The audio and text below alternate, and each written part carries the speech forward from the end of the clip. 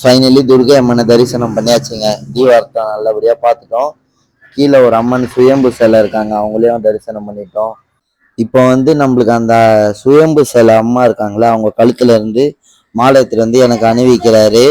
அந்த மாலையை போட்டோன்னே எனக்கு எப்படி சொல்றது, சொல்ல வார்த்தையிலுங்க, கண்ணெல்லாம் கலங்கிடுச்சுங்க.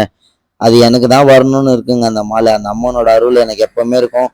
உங்களுக்கு எல்லாருக்காகவும் நான் வேண்டிக்கினேன். நீங்களும் உங்களுக்காக போய் வேண்டிக்கோங்க. எந்த கஷ்டம் இருந்தாலும் இந்த அம்மா சரி பண்ணி கொடுத்துருவாங்க. நம்ம கோயில் எங்க இருக்குன்னு பார்த்தீங்கன்னா, பொன்னேரி துர்கா நகர் துர்கை அம்மன் கோவில். எப்படி சொல்றது, அந்த மாலை போட்டதெல்லாம் எனக்கெல்லாம் இது மாதிரி யாருமே பண்ணதில்லைங்க.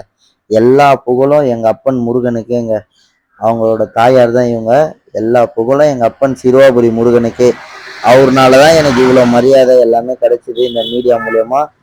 லாஸ்டா வாங்க அம்மனை தரிசனம் பண்ணிட்டு ஊஞ்சல்ல பார்க்கலாம். நம்ம சிறுவர்கள் எல்லாம் ஊஞ்சல் ஆட்டுறாங்க அம்மனுக்கு.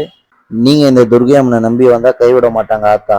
உங்களுக்கு அம்மனை பிடிக்கும்னா ஓம் சக்தின்னு கமெண்ட் பண்ணிட்டு போங்க.